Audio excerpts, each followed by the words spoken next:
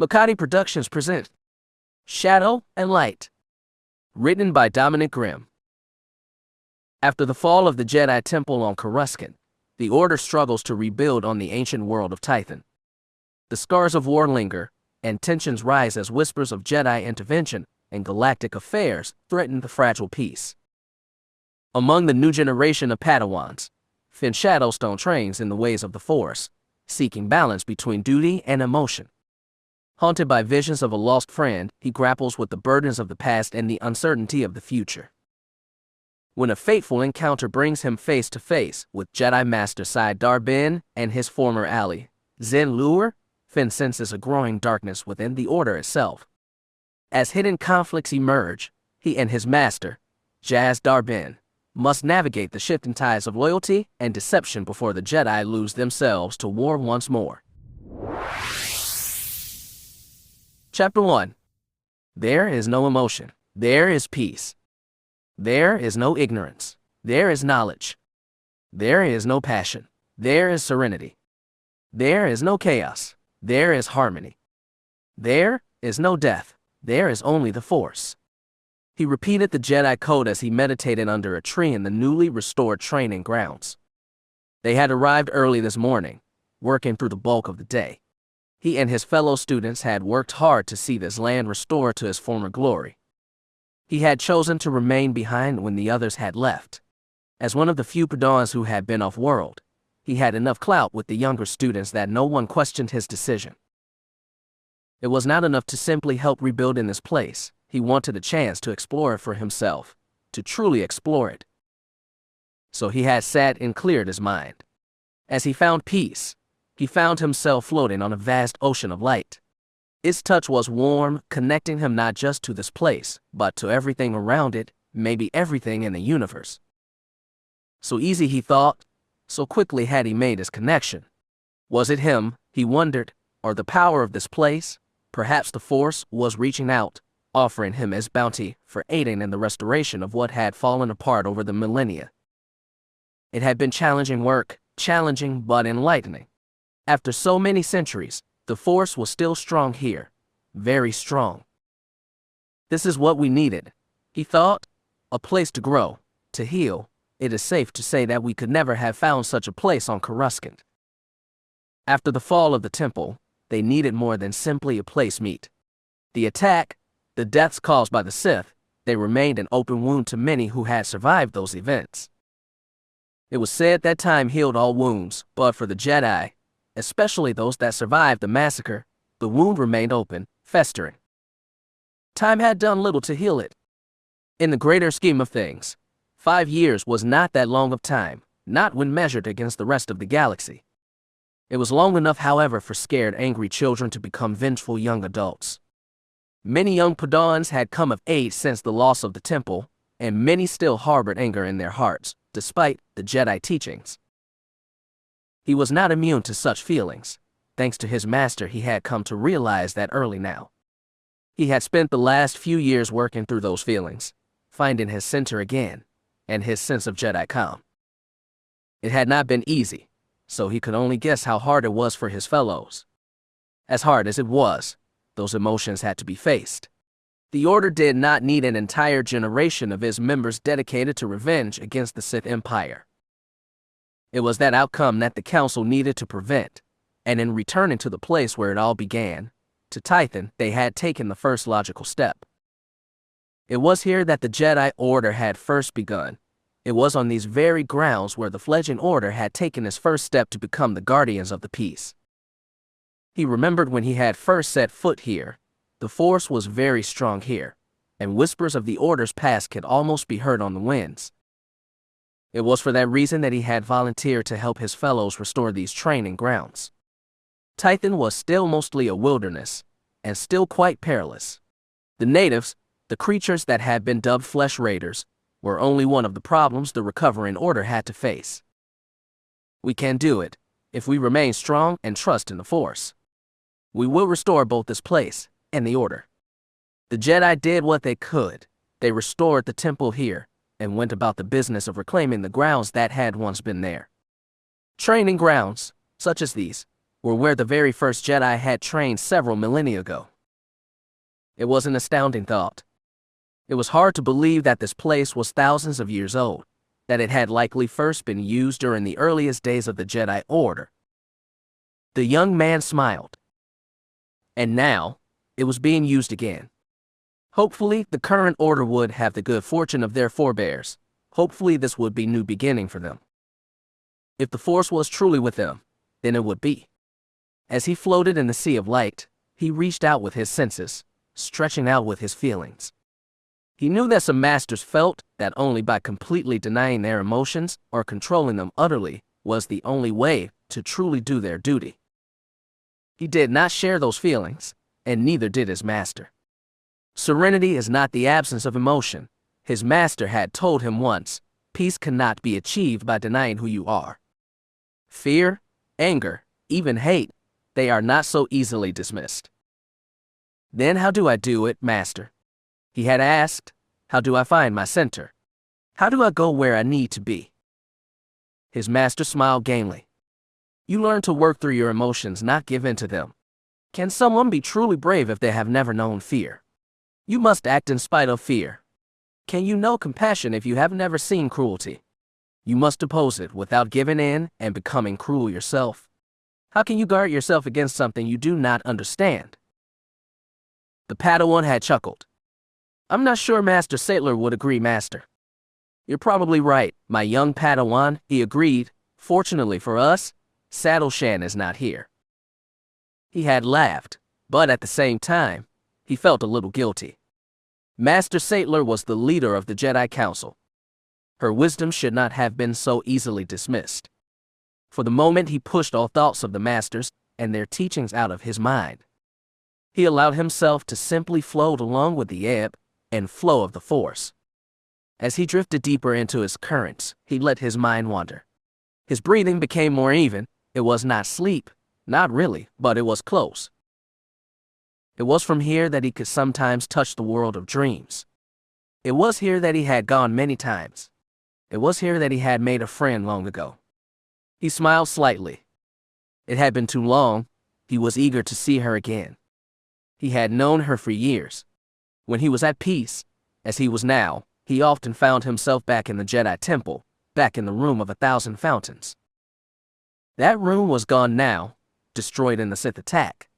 All that remained now were ruins. Yet for the briefest of moments, in his dreams, they existed again. He and his friend had played many a game there over the years, and for a time they had been happy. He missed those days. They had seemed better, somehow more innocent. He had been free to exist in a world where he had yet to learn of greed or cruelty. It was in those moments that she had come to him. The last time they had spoken, he had felt a tremor, danger perhaps, on her end. He had tried to wake her up, tell her to run. The dream had ended, and he had not been able to reach her since. He hoped that she was all right. He did not think she was dead. He would have felt it if that had happened. Besides, she had always told him she lived on an agro world far from the galaxy's center. What could possibly have come to trouble her there? So, he went back into the dreaming trying to contact her. It had been many months, but, perhaps, this time, he would be successful. He did not know her name. In truth, he had never asked. He had just been happy to see her. Standing a head shorter than him, she had changed much in the last few years. Her pale face, dusted with freckles, had finally given up the roundness of childhood. Her small frame remained slender, but had grown more curvy. Her long dark hair flowing down past her shoulders framed a lovely face. Those fierce, yet playful blue eyes always shining when he saw her, that gentle mouth of hers always ready to break into a smile. He shook his head. Careful there, his conscience chided. There is no passion, there is serenity. Then he thought of how she looked the last time he had seen her. That tight little nightgown, showing off all the right things, or maybe the wrong things if one stuck too closely to the Jedi code. Was it wrong to feel attraction? The connection the two of them shared had been forged by the Force. He did not doubt that.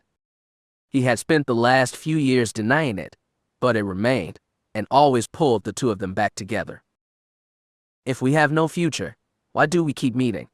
Does the Force have some grand plan for us? Does it?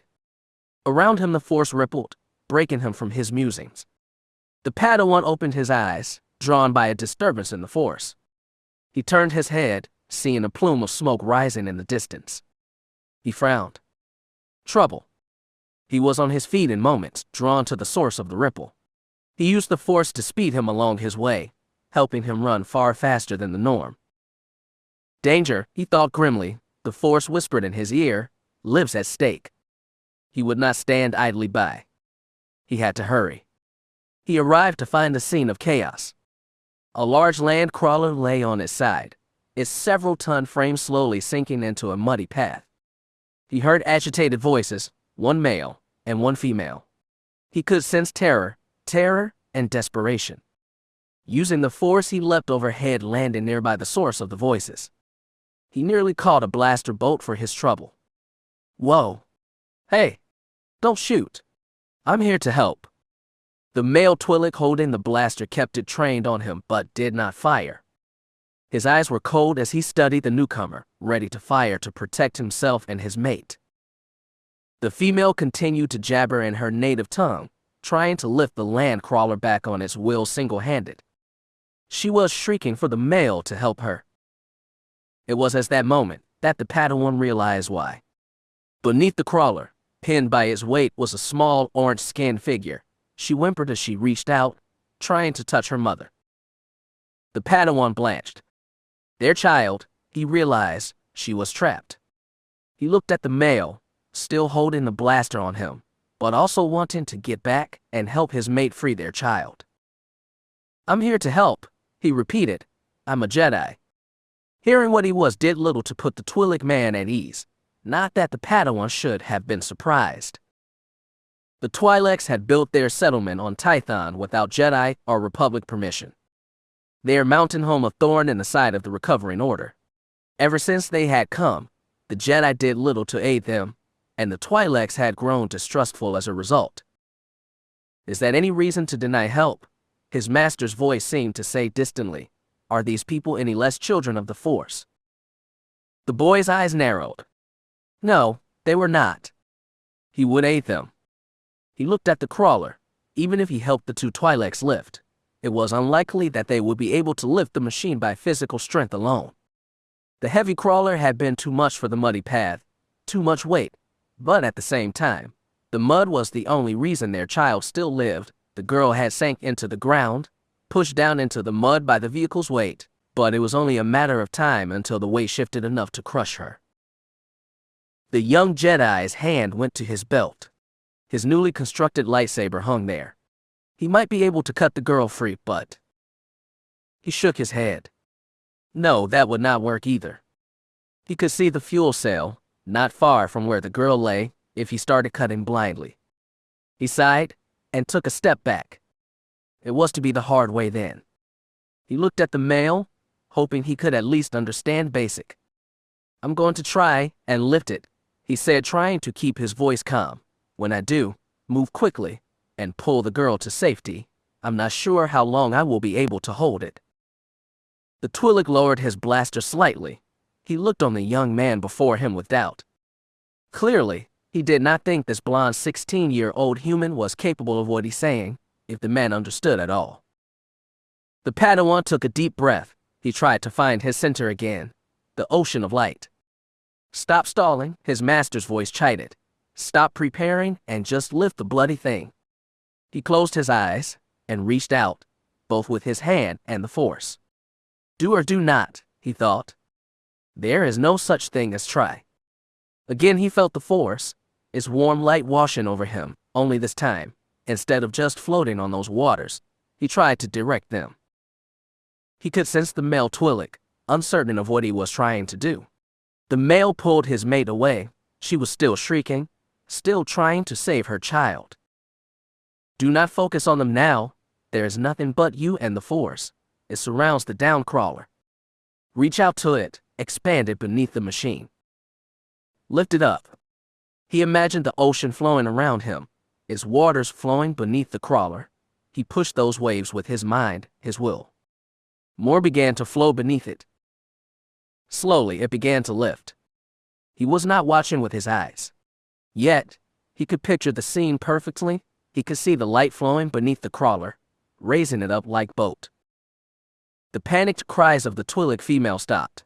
The Padawan could sense disbelief, even from the male. No more did he seek violence, he was staring in wonder. What is so wondrous, the boy thought. I've only managed to lift the thing a few centimeters. He poured more energy into it. The force continued to flow. It was like a river flowing gently out of the mountains, peaceful, tranquil. It followed the path he had set. He sensed no pain from the child, no panic. Clearly the weight was no longer crushing her. Now, he murmured, hoping the Twi'lek had heard him. Pull the girl out now. He felt rather than saw the man spring forward, pulling his child to safety. She wrapped her stick-like arms around his neck as he pulled her close, murmuring soothing words. The girl cried softly in her father's arms. For the first time, the Padawan opened his eyes. What he saw astounded even him. He had thought he had only raised the crawler enough for the man to pull his child out. That was not what had happened. The crawler floated 6 feet off the ground, rotating slowly like a planet. The young man's eyes widened. Whoa! In that moment, his connection to the force faltered. The crawler came down with a heavy boom. It had been floating upright when it did, so it came down hard on its wheels. But that did not stop the 4 people from being splattered with mud. The father shielded his child. Buddy, his wife, and the young Jedi found themselves caked in a brown sticky mess. Silence fell over the valley again. The Padawan's face burned as he looked at the Twi'leks. With the exception of the child, they were all filthy. The little girl giggled. The boy gave the family a sheepish look. Oops, he murmured. The Twi'lek mother laughed and ran forward, embracing him. She was jabbering excitedly in her native tongue. The father wore a hint of a smile himself. He murmured something to his little girl, who giggled. The Padawan's blush darkened, and not for mere embarrassment. The great hero all covered in mud. How dashing! He looked at the smiling woman. Despite the dirt bath, she was overjoyed by what he had done. He may have been a Jedi Padawan, but he was also a 16-year-old boy. The Twi'lek female was not unattractive. Like most of her kind, she had a tendency to wear clothes that more than showed off the fact that she was female. He blushed from her attention. He could not help it. He tried to play cool. I'm sorry, he said. I do not speak your language. You do not need to, a soft voice said behind him. All 4 people turned to see a 5th standing behind them. He was human, slender of build, with gray eyes and dark hair graying at the temples, and a bland, plain face. He was dressed as simple as he looked. A Nerf-high jacket over a black shirt, plain black cap, and pants marked with Corellian blood stripes. Had he been seen on the street, most would have thought him a simple traveler, or a spacer between jobs. Then, if they got closer, they might have seen the lightsaber he wore instead of a blaster. It is then that they would have taken notice. I think what you are hearing is thank you that would be fairly clear in any language. The Padawan bowed his head respectfully. Master Jaz, he said, you are back. Jaz Darbin, Jedi Master, and sometimes referred to as the Jedi Rogue, smiled. That I am Finn Shadowstone, he said respectfully, looking at the crawler. It seems your time here was not as quiet as I had thought it would be. The boy, Finn Shadowstone, blushed. No, Master, he admitted. It was not. Chapter 2. Attachment. Did you find Shira? Finn's question broke the silence of their journey. Jaz Darbin had remained quiet since they had left the Twi'lek family behind. He is disappointed in me, Finn feared. Master Jaz knew how the council regarded the Twi'lek settlement. They were not supposed to be here. Any aid the Jedi offered just made it harder to get the people to leave. The boy frowned. I used my powers to aid people. How can that be wrong? That family had done nothing. They did not deserve to lose their child in some stupid accident. I found Shira, his master said. If he felt his apprentice's fear, he did not show it. Jaz Darbin was not the type of Jedi who led a student by the hand constantly.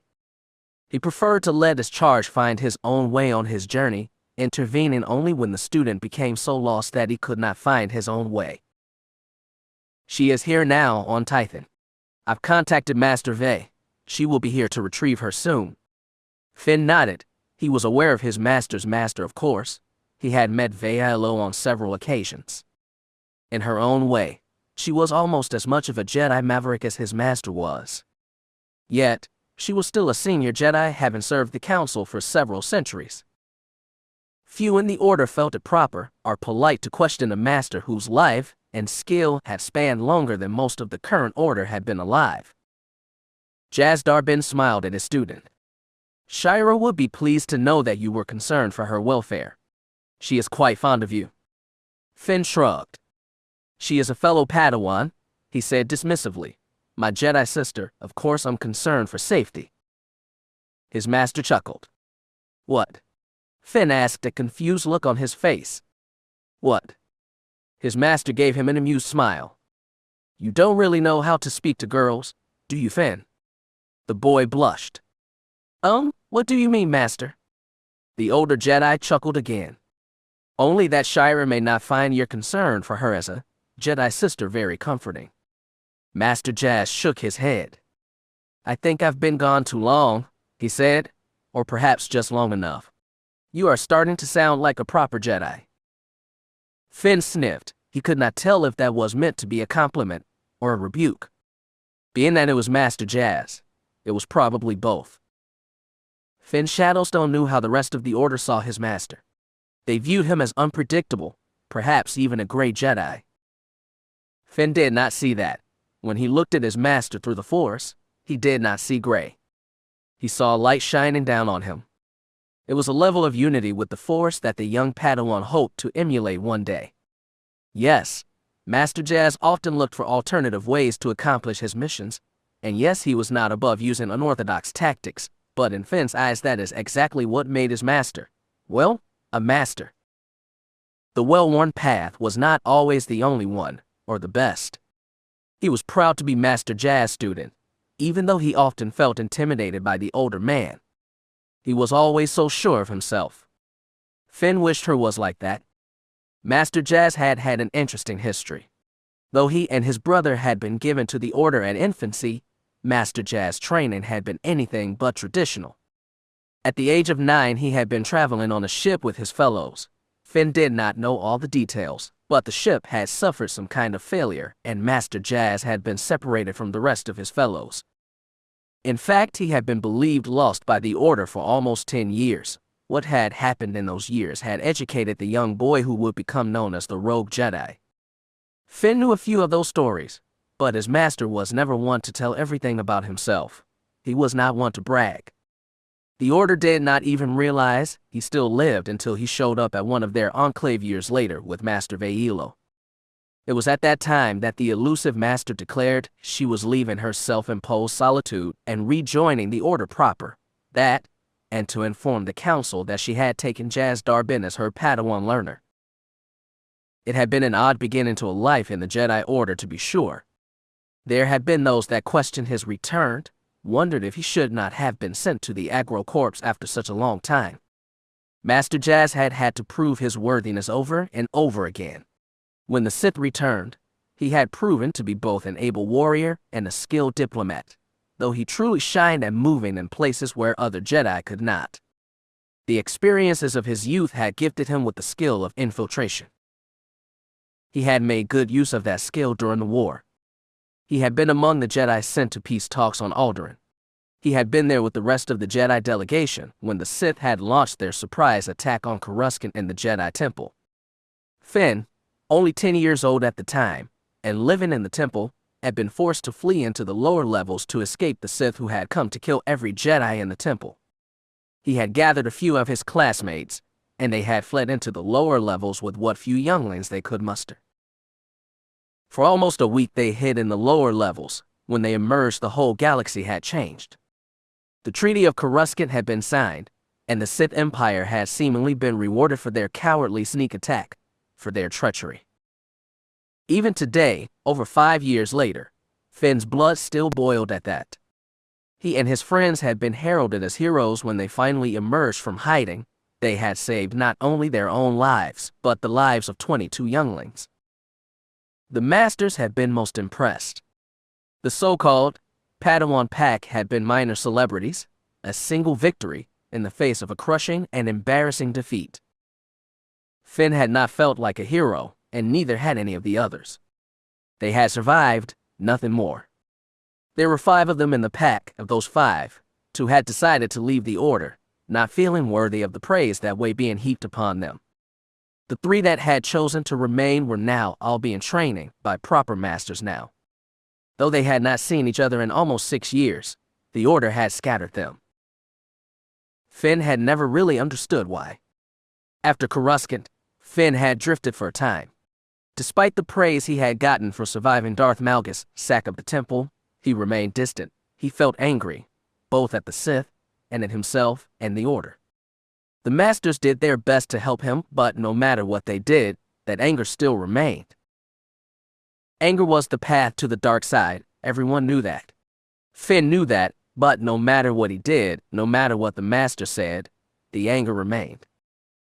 For a time it was feared that he was no longer stable enough to continue this training. Several senior masters offered to take him in, to dedicate themselves to freeing him of that anger. Finn Shadowstone had not responded well to their instruction. It was not until Jaz Darbin offered his aid that Finn saw a light in the darkness. What he said, the lessons he offered were so different than the other masters. The other masters had meant well, but their lessons spoke of the fact that they did not understand what he was going through. It felt condescending, that despite their insistence that they wished to help, it still felt like they still saw themselves as better than he. They wished him to just let go of his anger, forget what happened, and embrace the code.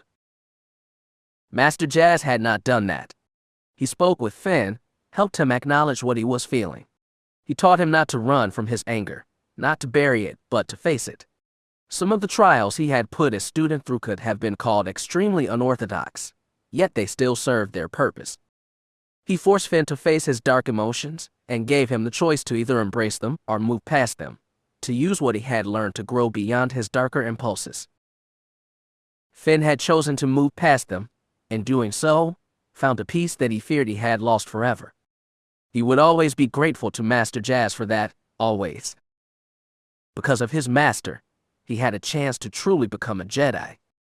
Several of the masters had questioned Master Jaz's methods, but they could not argue with the results. Finn still felt anger for what had happened, but it did not hold sway over him. He could hear the darkness whispering when he felt anger, but, through Master Jaz's training, he recognized that there was a better way, a way to honor those that had fallen and not become as dark as the things that had destroyed the temple, destroyed it and tainted his childhood and his innocence. Master Jaz had taught him to cope, and Finn would always be grateful for that. Master Jaz Darbin had saved him. Finn Shadowstone would always be grateful for that. They continued their journey back to the temple, Finn walking at his master's side. The harsh beauty of Tython held them in his warm embrace. It was at that moment, surrounded by peace of this world, that Master Jaz decided to speak again. As always, he asked his apprentice a question. "Tell me, Finn," he began, "what brought you out this far?" The boy shrugged. Master Saddle was looking for volunteers to help clear the old meditation grounds. He said, "I wanted to help." "So I've heard," his master said, "but I know that the other Padawans and students returned hours ago. What motivated you to stay out there after the others left? You do know that this world is not entirely secured yet." "I know." "Then why did you choose to remain behind?" Finn frowned slightly. He could have lied, told his master that he felt a disturbance in the Force, that he sensed that he would be needed, and had been when the Twi'lek family's crawler had overturned. He could have lied, but he did not. He had never lied to his master. He was not about to start now. "I was meditating," he confessed. "I felt the power of the place. I thought that it could help boost my abilities, so that I could reach." Finn said, nodding. "This is about the girl you told me about, the dark-haired one that you have dreamed about since you were a child." Finn nodded, hoping that his blush was not so bad that his master would notice. Finn had first mentioned the girl to his master early in their relationship. He had been confused by his connection to her, and still was to a degree. What Finn knew of the Jedi Code, of forming attachments, seemed in contradiction to what he had felt for his dream friend. If attachment was so dangerous, why had the Force allowed it to form in the first place? If it was so wrong, why did it seem so right? He had never found a satisfactory answer. Another master might have told him to put aside that connection, to focus on breaking it. They might have even offered to help sever the link he had with the girl. Master Jazz was not like that. The connection you feel exists for a reason, his master had said. The Force formed it, so it is not for us mere mortals to try and sever it. The older man had smiled then. Clearly this girl has a part to play in your destiny, for good or ill. You will likely meet one day. Nothing I, or anyone else in the Order, can say will stop that. All I can do is try to prepare you for the choice that you will need to make when that day comes. What choice? Finn had asked. The right one, my young Padawan, his master had answered, both for yourself and the galaxy. Finn had swallowed hard then. No pressure there, he thought. No pressure. Were you able to contact her? His master asked, drawing him back to the now. No, Finn confessed. It is as if something is blocking our connection. I can't sense her. Could she have been killed? His master asked. Briefly, Finn felt a sense of fury at the question. How could his master ask such a thing? How? As quickly as that anger came, it faded again, held in check by his training and will. Finn sighed. I don't think so, he said. I would have felt the loss if she was dead. At least I think I would. Master Jazz nodded.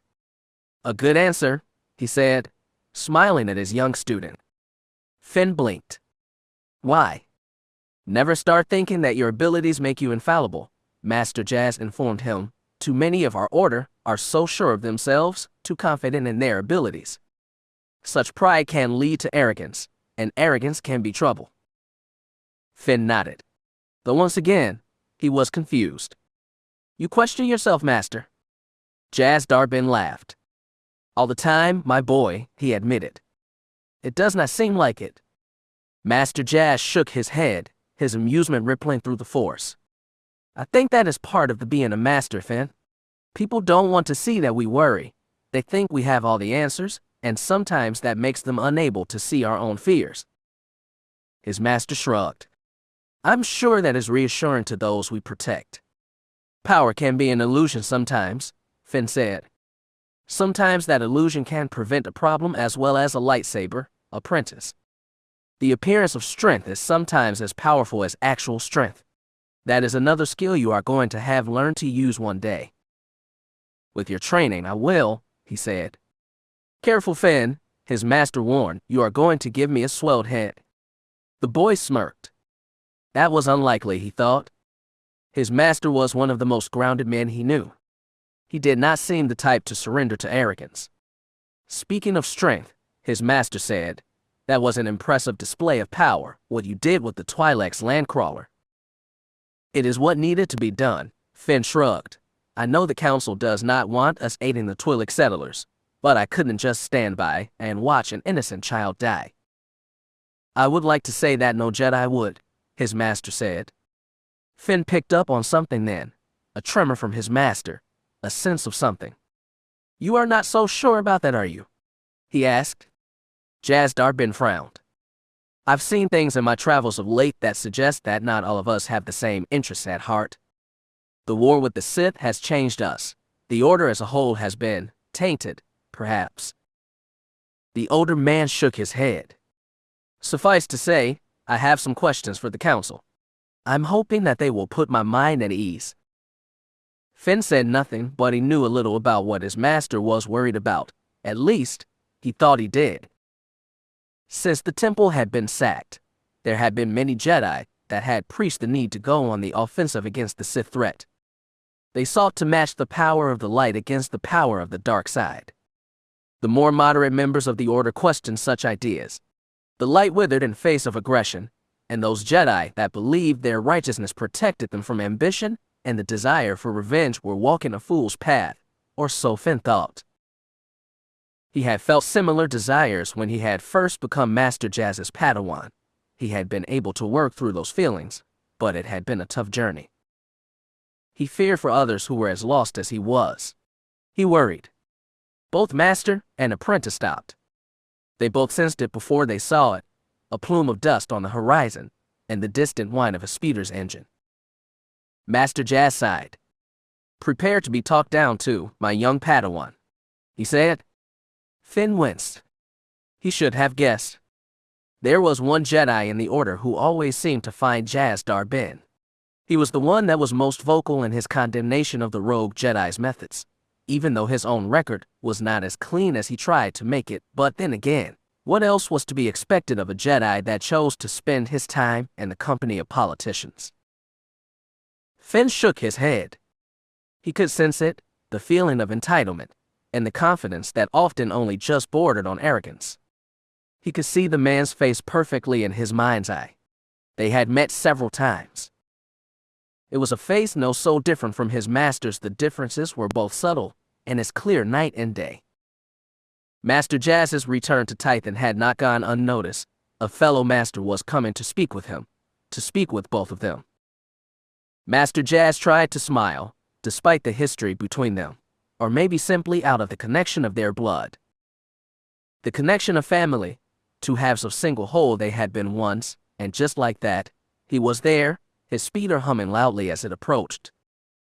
Jedi Master Sai Darbin, his master's twin brother. Finn pursed his lips. May the Force give us strength, he thought. If they were to face Master Sai, they would need it. That, and more. Chapter 3. Master Sai. The speeder that approached was no mere vehicle. It was a top-of-the-line model that moved almost silently and shined like a newly minted credit chit.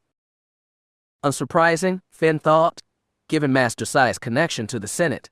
For years now he had been the Jedi liaison to the Republic government. With that posting came certain expectations. He was never caught using anything but the best. It was expected of him. The speeder was likely reserved for dignitaries visiting Tython, not the type of thing used by the Council or the bulk of the Jedi that now called Tython home.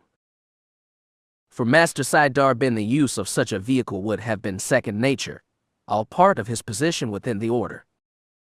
It was simply the way he was. Master and Padawan stood where they were while the speeder approached. Master Jazz smiled, but kept his emotions guarded. Despite being twins, and identical twins at that, the Darbin brothers were as different as night and day. While Master Jazz was often criticized for his methods, Master Sai was praised for his work with the Senate, and his actions over the last few decades had made him the poster boy for the Jedi Order. To most, he was what most Jedi should have aspired to be. Most Jedi, Finn thought, but not me. He could not put his finger on it, but in his way, Master Sai was almost too good. He knew that was silly, but he could not shake that feeling, or how he felt in the Master's presence. He had come to think that Master Sai had become too cozy with the politicians, too open to their suggestions. It was one thing to speak for the Order at a political function, but, over the years, the Senate had turned to Sai Darbin more and more when they wanted to get the Order involved in this matter or that crisis. It was a slippery slope. Finn thought, though the Jedi had always prided themselves on being the guardians of the peace, they also strived to maintain their autonomy in their dealings with the Senate. It was a Jedi's place to advise, but at the same time not to get dragged into Republic politics. In the past, when the Senate had chosen to take actions on certain matters that went against the Jedi Code, and the Council rejected getting involved, Master Sai had been there, drumming up Jedi support to go beyond the Council's mandate, or at the least bring in enough of their fellow Jedi and to make the Council reconsider their stance. Master Sai knew how to make allies. As a former Padawan of the legendary Master Brando Venery, he had learned early on how to form alliances. Master Venery, a member of the Jedi Council for decades, had been greatly respected, and with that respect had come many allies. Darth was not afraid to make use of those connections, and the number of allies he had cultivated had grown since the signing of the Treaty of Coruscant. Whenever emotion came up trying to strengthen the Republic and weaken Sith interests, Master Sai was never far away. There were those in the Senate that would have preferred a more aggressive approach when dealing with the Sith, an approach that would have been easier to carry out with open Jedi support. Master Sai was always there to listen to those senators and representatives. The sad thing was Finn did not even blame them, having lived through the sacking himself. He understood where that anger came from. He felt it himself. He would be lying if he said there hadn't been a time that he would have supported the Senate in those endeavors. Master Sai had been in the temple when it fell. He knew what had happened. Finn was still not sure what that meant if the other man had had a say in the negotiation of the treaty. If he had, what that truly meant, Finn was not sure. One thing was for sure, the Master was a survivor. Master Sai had been one of the first to both greet and praise the Padawan pack when they had emerged from the lower levels. To honor them for their survival, he had been the one that had been the quickest to declare them all heroes for what they had done, not just for escaping the Sith, but in saving so many younglings as well. He did not understand. None of them had, though to be honest, Finn had not really understood either. The experience had changed them all. They had emerged changed, when they had stepped out of the darkness and back into a world they no longer recognized. The members of the Padawan pack had been different. Finn had resented the attention that masters like Darth had heaped on them. They had not gone down into the darkness to be heroes. They had simply just wanted to survive. It was easy to resent those that did not understand what the Padawan pack had faced, what they had seen. Perhaps that was why Finn had rejected Master Sai's offer to become his Padawan, and why he had accepted Master Jazz. Master Jazz had experienced what it was like outside the temple and the cushy environment of the Senate. Sai had not. His work had always kept him close to Coruscant, and the world and trappings of a political life. It was quite easy to resent the other master for things that he did not truly understand. It was not Master Sai's fault. It was merely the way he was, the way he had been taught to see the world. Finn doubted that the man had spent any time down in the capital's lower levels. A life of traveling among senators and chancellors did not prepare you for the shadows down below. The anger that he had felt after emerging from that darkness had been stifling, if not for Master Jazz and his teachings. Finn was not sure where he would be today. The speeder pulled up alongside them in a cloud of dust. Master Jazz had bowed slightly when it finally came to a stop, when he finally got a good look at the two Jedi inside the vehicle. Finn smiled too. Master Sai was not alone. It had been a long time since Finn had gotten to see one of his old friends. Zen, he called out grinning. It has been too long. The young girl leapt out of the passenger seat of the speeder. Tall and pretty, Zen Lure looked every bit the Jedi Padawan that she was. Her tan robes and cream-colored tunic stood out brightly in the Titan wilderness. Her large eyes were cool and clear, her long brown hair pulled up in a tight bun. She did not smile at her old friend, but she did bow. "Finn," she said coolly, "it is good to see you again." Her response surprised the young Padawan, or rather what he was sensing from her surprised him. He sensed almost no emotion from the girl. She had always been skilled and dedicated, but this went beyond simple Jedi control. As he reached out to his old friend with the Force, he felt his probe met by a cold, impenetrable wall. Zen had been a passionate girl. When they had met, fleeing into the lower levels, she had cared for the younglings in their charge, and the friends that helped them lead the children to safety. Now, it was like touching a droid with the Force. "Zen." He blinked. What was going on? Master Sai joined her a few moments later, clad in fine blue robes with gold piping. Master Sai stood out among his fellow Jedi, especially here on Titan. Zen took her place to his right, 2 steps behind her master, her face cold and unreadable. Master Sai gave his brother and Finn a well-practiced smile. It was the kind of smile that a career politician might use. It was a smile that never touched his eyes. "Jazz," he said warmly, "brother, I had heard that you had finally decided to join us here on Tython. He bowed respectfully. It is so nice that you finally decided to grace us with your presence. If Master Jas took offense to his brother's words, he did not show it. He simply smiled and let the comment go unanswered. Hello, Sai, Master Jas said, bowing again. It has been a while, hasn't it? So it has, he agreed, the look on his face dismissive. He turned to Finn and smiled. The Padawan could feel the Master's eyes on him, or rather the dried mud on his tunic and trousers. Not to mention his own Master's threadbare trousers and jacket. A far different sight than what the culture Sai Darbin was used to. Compared to them, Master Sai and Zen were spotless examples of the Jedi Order that no dirt or grime would dare intrude on their persons. If his master's brother thought less of them, he did not show it. He continued to smile. Finn, hello lad, how have you been? Quite well, master, he replied, trying not to focus on the past. Despite his personal feelings, Sai Darbin was a master of the Jedi Order. As a Padawan, Finn was required to treat the man with respect. You both remember Zen, don't you? Sai continued, gesturing to the girl at his side. She has been my learner for a few years now. Finn nodded. Perhaps the man had not heard when he had addressed his old friend. Oh well. Of course he remembered Zen. How could he forget? Like him, Zen Lure was a member of the Padawan pack. She was a few years older than him, and had done much to help protect their young charges when they fled the temple. It had not been an easy time for her, for any of them. She had been the strong one, the one who had kept them going early on. Which was the reason why what he was sensing in her was so troubling. How are you doing, Zen? He asked. It has been a long time since Coruscant. If she heard him mention Coruscant, she did not show it. In fact, she ignored him entirely. Master Sai is a great mentor, Zen said respectfully. I'm learning a lot from him. I'm pleased to hear that your training is progressing so well, Jas said with a slight nod. He turned to his brother. I'm surprised to see you out this far, brother. You were never one to journey out into the wilderness. Sai chuckled. Once again there was little feeling in it. It was the practiced response of a politician. Once Tython was the seat of our order, Jas, he reminded his twin, perhaps it will be so once again. He radiated a sense of pleasure. I've just returned myself.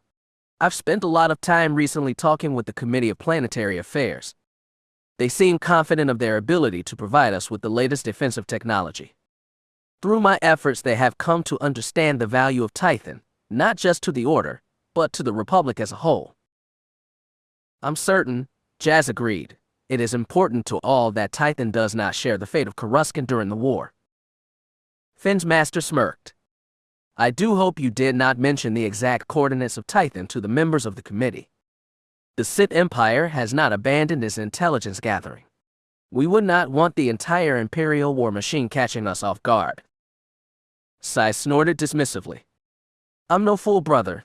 I'm well aware of the Council's decision to keep the exact location of this world secret. Sai grinned. Besides, I don't think we really need concern ourselves too much with Sith intelligence. A friend of mine in Republic intelligence suggests that Empire has been having problems of late. The Dark Lords are squabbling like spoiled children. Sai grinned brightly, his first real grin. Who knows, brother, maybe the galaxy will get lucky, and the Sith will annihilate each other. It was at that moment that Finn felt something from his master, a slight tremor in the Force, perhaps. Jas Darbin frowned. And who told you the story? He asked. For the first time, the smile on Master Sai's face faltered. An ally, he said, a friend to the Republic.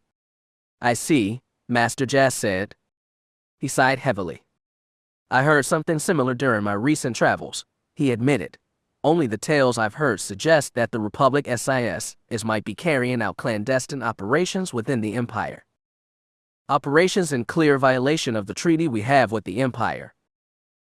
Really? His brother said. And where did you hear this tale, Jas? It was during a recent visit to the wreck. I encountered a young Sith there, an apprentice to one of the Darths. This Sith seemed convinced that the Republic was trying to manipulate her people, and that they were getting help from within the Jedi Order. Sith are all liars, Zen said quickly. Finn blinked. Too quickly. My Padawan is not wrong, brother, Master Sai shrugged. It is more likely that this Sith girl was trying to manipulate you. She might even have sought to drive a wedge between the Republic and the Jedi. Sai smiled again. I'm sure the Sith would welcome such an outcome. I don't doubt it, Master Jazz agreed. But at the same time, I think this matter should be brought before the council. Why? Zen asked. Her question drew all their attention. The air between the four of them suddenly felt very claustrophobic. It was Finn that decided to break that tension. Isn't such a thing best left to the masters on the council? He said. I can't imagine that Master Sato would approve. Zen frowned. Would it be so bad if the Sith were under attack? Would it not be better for everyone if their whole evil empire collapsed in on itself? She pinned her old friend with a cold gaze. You remember what it was like after the temple fell. You were there. We both were. So many people died. So many friends and teachers. Zen's fingers curled into fists. The Sith deserve what they get. They? Padawan. Zen fell silent. Her master was giving her an icy glare. You need to learn to move past this, he said. What happened on Coruscant cannot be changed. You need to let go of that. Embrace your duty. The light can give you the release that your soul craves. Finn frowned. He did not entirely agree. What they had faced, what he and Zen had faced, was not so easily to simply move past.